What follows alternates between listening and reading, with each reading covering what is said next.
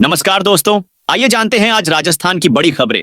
आज की पहली खबर है कि मध्य प्रदेश की तर्ज पर राजस्थान में उठी शराबबंदी की मांग। बढ़ते धार्मिक पर्यटन के बीच मध्य प्रदेश सरकार ने 19 बड़े धार्मिक शहरों में पूरी तरह शराबबंदी करने का निर्णय किया है। इधर चित्तौड़गढ़ जिले में धार्मिक स्थलों की नगरी में खुलेआम शराब बिक रही है। सरकार की परेशानी यह है कि शराबबंदी की करने की स्थिति में राजस्व का नुकसान होने की आशंका है। चित्तौड़गढ़ में प्रसिद्ध सांवलिया, सेठ मंदिर, प्राकट्य स्थल मंदिर, शनि महाराज, असावरा माता, जांतला माता, जोगणिया माता मंदिर सहित कई धार्मिक स्थल हैं जहां शराबबंदी की व्यवस्था नहीं है। धार्मिक स्थलों के आसपास शराबबंदी के पक्षधरों का मानना है कि इसका मुख्य उद्देश्य इन स्थलों की आध्यात्मिकता और धार्मिकता को बढ़ावा देना है। शराबबंदी से इन स्थलों का माहौल भक्तिपूर्ण और शांतिपूर्ण बना रहेगा। मेहंदीपुर बालाजी मंदिर ट्रस्ट फ्री कराएगा महाकुंभ यात्रा। उत्तर भारत के बड़े मंदिरों में प्रसिद्ध मेहंदीपुर बालाजी धाम के महंत नरेशपुरी गोस्वामी ने लोगों को प्रयागराज महाकुंभ की निःशुल्क बस यात्रा कराने की घोषणा की है। यात्रा के दौरान आवागमन, ठहरने और भोजन की व्यवस्था बालाजी ट्रस्ट द्वारा निःशुल्क रहेगी। ऐसे में महाकुंभ स्नान के लिए जाने वाले लोगों का रजिस्ट्रेशन शुरू कर दिया गया है, जिसको लेकर लोगों में उत्साह बना हुआ है। प्रयागराज महाकुंभ में स्नान करने जाने वाले लोगों के लिए पहली बस 9 फरवरी को बालाजी मंदिर से रवाना होगी। इसके बाद 13, 16, 19 और 22 फरवरी तक निम्डोट शुल्क यात्रा जारी रहेगी। इसके लिए 50 वर्ष से अधिक उम्र का कोई भी व्यक्ति बालाजी मंदिर ट्रस्ट के कार्यालय में अपने आधार कार्ड से रजिस्ट्रेशन करवाकर निःशुल्क यात्रा कर सकेगा। फलोदी सट्टा बाजार ने इस पार्टी की सरकार बनने के संकेत। फलोदी सट्टा बाजार के नए भावों की बात करें तो दिल्ली में आप आदमी पार्टी की सरकार स्पष्ट बहुमत के साथ बनती नजर रही है। बाजार का अनुमान है कि दिल्ली विधानसभा चुनाव में आम आदमी पार्टी 36 से 38 सीटें जीत सकती हैं। वहीं बाजार का कहना है कि भारतीय जनता पार्टी के खाते में 32 सीटें जीत सकती हैं, 34 सीटें जा सकती हैं। हालांकि बुधवार को मतदान के वक्त बाजार ने भाजपा और आप के बीच कांटे की टक्कर बताई थी। बाजार ने दोनों ही पार्टी को 34 से 36 सीटें दी थी। राजस्थान के इन 4 शहरों में आज चलेगी शीतलहर। मौसम लगातार बदल रहा है। राजस्थान में बीते 2 दिन बारिश के बाद अब ठंड फिर से पड़ने की संभावना है। मौसम विभाग ने गुरुवार को झुंझुनू, सीकर, चूरू, नागौर में शीतलहर का अलर्ट जारी किया है। इस वजह से संभावना है कि एक बार फिर कड़ाके ठंड पड़ सकती है। उत्तरी हवा के प्रभाव से राजस्थान में सर्दी एक बार फिर जोर पकड़ेगी। राज्य में रात के न्यूनतम तापमान में 3 डिग्री सेल्सियस तक गिरावट होगी। वहीं आगामी एक सप्ताह मौसम शुष्क रहने की संभावना है। राजस्थान में आज भाजपा मुख्यालय का घेराव करेगी यूथ कांग्रेस। राजस्थान यूथ कांग्रेस गुरुवार दोपहर जयपुर में बड़ा प्रदर्शन करने वाली है। इस दौरान भारी हंगामा होने के आसार हैं। यह प्रदर्शन करीब 2 बजे राजस्थान प्रदेश कमेटी के दफ्तर से शुरू होगा, जो प्रदेश बीजेपी मुख्यालय की तरफ कूच करेगा। इस दौरान यूथ कांग्रेस प्रदेशाध्यक्ष अभिमन्यु पूनिया और कार्यकारी अध्यक्ष यशवीर सूरा समेत अन्य पदाधिकारी मौजूद रहेंगे। बताया जा रहा है कि यह प्रदर्शन बेरोजगारी के मुद्दे पर है, जिसके चलते भाजपा मुख्यालय का घेराव करने की तैयारी है। राजस्थान में यह प्रदर्शन राहुल गांधी के समर्थन में हो रहा है।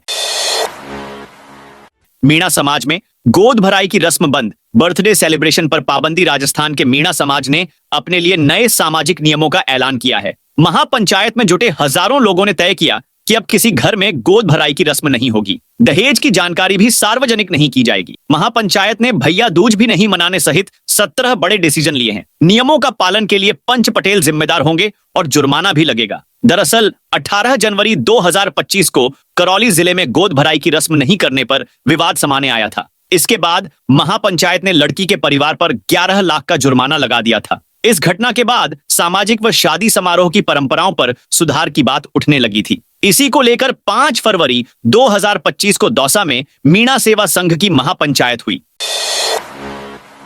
जोधपुर में बदली ट्रैफिक पुलिस की अटेंडेंस की व्यवस्था। जोधपुर में ट्रैफिक पुलिस के जवानों की उपस्थिति अब मौके पर ही ली जा रही है। पूर्व में कंट्रोल रूम में उपस्थिति दर्ज होती थी, लेकिन अब मौके पर ही ट्रैफिक पुलिस के अधिकारी पहुंचकर जवानों की उपस्थिति ले रहे हैं। हर दिन अलग अलग चौराहों पर ट्रैफिक पुलिस के जवान एकत्रित होते हैं, जहां पर सभी की उपस्थिति दर्ज की जाती है। एकल पट्टा मामले को फिर खोलेगी भजन लाल सरकार। एकल पट्टा मामले में पूर्व नगरीय विकास मंत्री शांति धारीवाल व अन्य की मुश्किलें बढ़ने वाली हैं। राज्य सरकार ने हाई कोर्ट में प्रार्थना पत्र पेश कर धारीवाल व अन्य से जुड़े जयपुर के इस प्रकरण को फिर खोलने का इरादा जाहिर किया। सरकार ने हाई कोर्ट से मामले की जांच पुनः शुरू करने व पुनरीक्षण याचिका वापस लेने की अनुमति मांगी है। मामले पर हाई कोर्ट में 10 फरवरी को सुनवाई होने की संभावना है। सरकार ने प्रार्थना पत्र में कहा कि उसे ट्रायल कोर्ट का वह आदेश स्वीकार है जिसमें राज्य सरकार को केस वापस लेने की अनुमति देने से इनकार कर दिया था। 140 खोए चोरी हुए मोबाइल मालिकों को लौटाए करौली पुलिस ने ऑपरेशन साइबर शील्ड के तहत एक बड़ी सफलता हासिल की है। पुलिस ने CEIR पोर्टल के माध्यम से खोए और चोरी हुए 140 मोबाइल फोन बरामद कर उनके वास्तविक मालिकों को सौंप दिए हैं। SP ब्रजेश ज्योति उपाध्याय के नेतृत्व में चलाए जा रहे इस अभियान में अब तक कुल 458 मोबाइल फोन बरामद किए जा चुके हैं, जिनकी कीमत 92 लाख रुपए से अधिक है। सांडों के हमले से किसान की मौत, सरकार दोषी। बीकानेर में 2 सांडों के हमले में युवक की मौत के मामले में कोर्ट ने राज्य सरकार और पंचायत समिति को दोषी माना है। फैसला सुनाते हुए बीकानेर डिस्ट्रिक्ट कोर्ट ने मृतक के परिजनों को मुआवजे के रूप में 33,22,000 रुपए का भुगतान करने का आदेश दिया है। मामले के अनुसार 21 मई 2018 को बीकानेर के केसरदेसर जाटान गांव निवासी आसाराम सुथार घर जा रहा था। इसी दौरान आपस में लड़ रहे 2 सांडों ने बीच सड़क पर आसाराम पर हमला कर दी। हमले में उसकी मौत हो गई। 8वीं बोर्ड परीक्षा के नियमों में बदलाव। प्रारंभिक शिक्षा निदेशालय ने इस बार 8वीं बोर्ड परीक्षा को लेकर कई नियमों में बदलाव किए हैं। इस बार 8वीं के विद्यार्थी को 100 में से 33 अंक लाने होंगे। अगर इससे कम अंक आए तो उसे पूरक परीक्षा से देनी पड़ेगी। इसमें पास होने पर ही उसे 9वीं कक्षा में प्रमोट किया जाएगा। अगर पूरक परीक्षा में भी पासिंग मार्क हासिल नहीं किए तो फेल भी किया जा सकता है। विद्यार्थियों के प्रदर्शन का आंकलन 100 अंकों के आधार पर किया जाएगा। इसमें से 80 अंक लिखित परीक्षा के होंगे, जबकि 20 अंक सत्रांक के लिए निर्धारित किए गए हैं। राजस्थान के बड़े शहरों में चलेंगी CNG इलेक्ट्रिक बसें। जयपुर सहित बड़े शहरों के लिए अब महाराष्ट्र मॉडल पर इलेक्ट्रिक और CNG बसें किराए पर ली जाएंगी। सिटी ट्रांसपोर्ट के लिए बसें खरीदने की जगह किराए पर लेने का मॉडल अपनाया जाएगा। बीजेपी विधायक कालीचरण सराफ के सवाल के जवाब में UDH मंत्री झाबर सिंह खरा ने विधानसभा में इसकी घोषणा की। UDH मंत्री ने कहा, अभी एक नई प्रक्रिया के तहत बसें खरीदने के मॉडल पर हमारी कुछ कंपनियों से बातचीत चल रही है। जिस तरह महाराष्ट्र में इलेक्ट्रिक और CNG बसें लेते हैं, उन्होंने विभिन्न नगर निकायों को बसों को किराए पर दे रखा है। उसमें प्रतिदिन के हिसाब से किराया देना पड़ता है। हमारा काम केवल कंडक्टर रखकर जनता को सेवा देना रहेगा। इससे जो घाटा होगा तो सरकार वहन करेगी। राजस्थान से दिल्ली जाने वालों के लिए बड़ी खुशखबरी। अलवर से नौगांवा, गुरुग्राम, दिल्ली जाने वाले वाहनों की राह आसान होगी। रामगढ़ में बाईपास बनाने की तैयारी चल रही है। PWD NH विभाग ने इसका खाका तैयार कर लिया है। साथ ही रामगढ़ फाटक पर ओवरब्रिज भी बनेगा। इससे 7 लाख से ज्यादा वाहन चालकों को हर दिन आराम होगा। इस बार ऐसे होगी लक्खी मेले की तैयारियां। खाटूधाम में 28 फरवरी से शुरू होने वाले 12 दिवसीय फाल्गुन मेले की तैयारियां शुरू हो गई हैं। मेले में देश दुनिया से आने वाले लाखों श्रद्धालुओं की सुगम राह करने के लिए श्री श्याम मंदिर कमेटी सहित पुलिस व प्रशासन ने कमर कस ली है। लक्खी मेले के लिए बैरिकेडिंग लगाने का कार्य शुरू कर दिया गया। इस बार लक्खी मेले में नवाचार किया गया है। नगर पालिका के पास रिंग्स रोड पर मुख्य मेला मार्ग के प्रवेश द्वार को तोरण द्वार की जर्ज पर गेट बनाकर विद्युत रोशनी से आकर्षक रूप से सजाया जाएगा। इस जिले में 12 साल बाद ग्रामीण रूट पर दौड़ेंगी रोडवेज की मिनी बसें। राजस्थान के बीकानेर में 12 साल पहले रोडवेज ने मिनी बसों को चलाने का प्रयोग किया, लेकिन उसे बाद में बंद कर दिया गया। अब एक फिर रोडवेज 22 सीटों वाली मिनी बसों को ग्रामीण रूटों पर चलाने की तैयारी में है। बीकानेर आगार ने 10 मिनी रोडवेज बस चलाने के लिए 22 रूटों को चिन्हित किया है। सरकार प्रदेश में 365 मिनी बसों को ठेके पर ले रही है। इनमें से 10 बसें बीकानेर को मिलेंगी। वर्ष 2013 तक रोडवेज कुछ मिनी बसों का संचालन भी करती थी। नई मिनी बसों की खरीद नहीं होने और धीरे धीरे पुरानी मिनी बसों से फायदा कम होने पर रोडवेज ने इनका संचालन बंद कर दिया था। कोटा से होगी सीधी उज्जैन की कनेक्टिविटी। पश्चिम मध्य रेलवे को कोटा रेल मंडल की ओर से कोटा से उज्जैन तक नमो भारत रैपिड ट्रेन के संचालन के लिए प्रस्ताव भेजे गए हैं। इसके अलावा रेलवे बजट में देश में नए वित्तीय वर्ष में मिलने वाली 50 नमो भारत, 100 अमृत भारत और 200 वंदे भारत ट्रेनों के संचालन से कोटा को भी लाभ होगा। उदयपुर से संचालित 10 ट्रेनें आंशिक रद्द अमृत भारत योजना में राणा प्रतापनगर रेलवे स्टेशन पर चल रहे कार्य के तहत अतिरिक्त लूप लाइन डाली जानी है। इसके चलते आने वाले दिनों में रेल यातायात प्रभावित रहेगा। इसके तहत 10 रेलगाड़ियां आंशिक रद्द रहेंगी। इनमें से 8 रेलगाड़ियां 11 फरवरी और 2 रेलगाड़ियां 6 से 8 फरवरी को मावली स्टेशन तक ही आवागमन करेंगी। वहीं 5 ट्रेन 1 से 2 घंटे देरी से प्रस्थान करेंगी। 2 रेलगाड़ी 6 से 8 फरवरी तक और 3 रेलगाड़ी 11 फरवरी को रीशेड्यूल रहेंगी।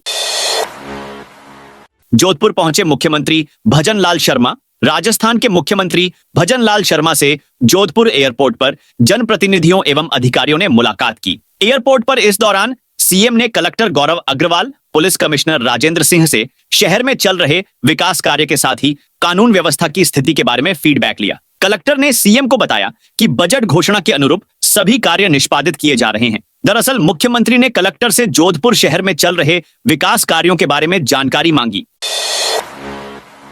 राजस्थान में पलटा एलपीजी से भरा टैंकर राजस्थान के जोधपुर में गुरुवार सुबह बड़ा हादसा होते होते टल गया। दरअसल लोहावट थानांतर्गत फलोदी रामजी का गोल मेगा हाईवे पर कोलू पाबूजी टोल पर एलपीजी से भरा टैंकर पलट गया। इसके बाद हाईवे पर हड़कंप मच गया। टोल पर मौजूद कर्मचारियों ने तत्काल ही पुलिस को हादसे की सूचना दी।